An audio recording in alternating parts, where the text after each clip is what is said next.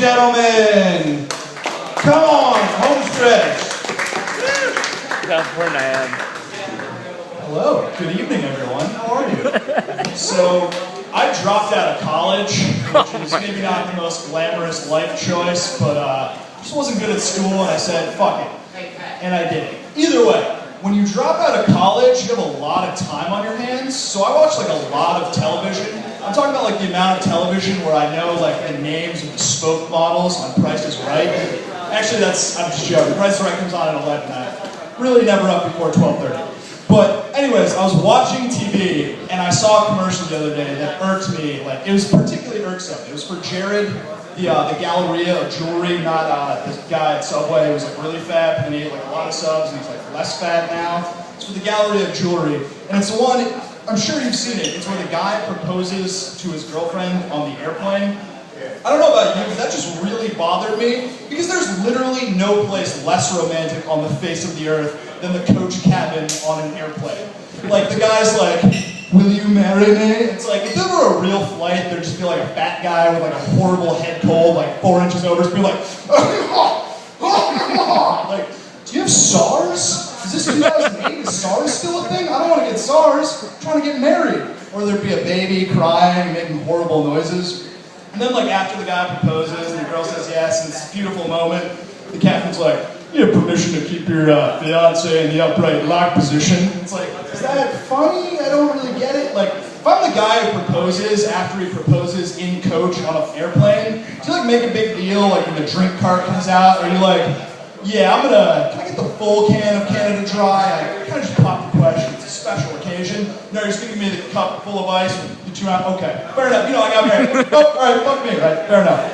But yeah. So I don't know about you guys, but I have an iPhone, and I feel like the iPhone. I'm already a conceited asshole piece of shit. I would be the first one to admit that. But I think the iPhone has made me an exponentially worse human being.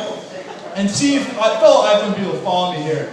When someone texts you and you like don't really know them, or you just exchange numbers and the texts come up in green, don't you just get that moment of like, really? You're texting me not from an iPhone? Like, I'm not going to respond. I'm going to take 18 minutes to reply to this text, person from my group project, before I dropped out of college. But no, like, it's just like, oh my god, it turns you into such an asshole. Like, I found myself the other day complaining about Siri. It's like, I was complaining about the robot that lives in my phone. There's more technology in my 2.5-year-old iPhone 4S than in the like thing that Neil Armstrong and Buzz Aldrin landed on the moon. And yet we're still complaining. I was like, you know what, I gotta find a liquor store, maybe pick up a 6-pack, like I'm just gonna grab a couple beers. Hey Siri, where can I get a beer around here? And so it was like, beep, beep.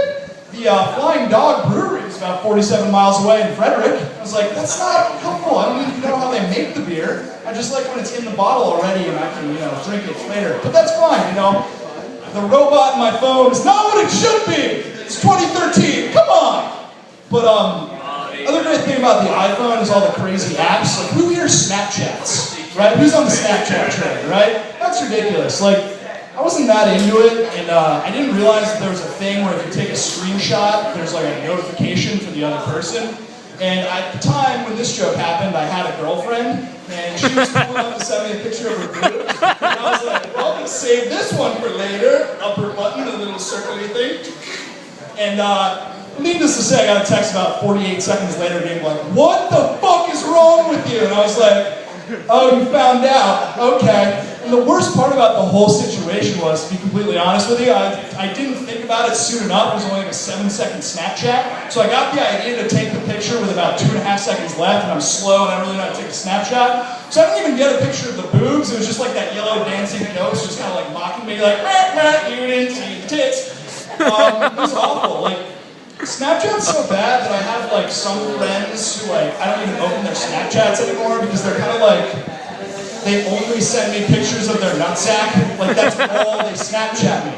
Like, I don't really like Snapchatting dudes to begin with, but at least send me a picture like, hey, I'm in the grocery store. Look, here's a cantaloupe. Like, okay, I look at that. I'm not going to care, but it's not your balls. Like, they've sent me so many Snapchat nutsacks that they're like, kind of like the boy who cried wolf. You know that like old story where like a boy was like out in the field and he was like, guys, there's a wolf! There's a wolf! And everyone came running with like their axes and pitchforks. We're like, oh, we gotta stop and save the boy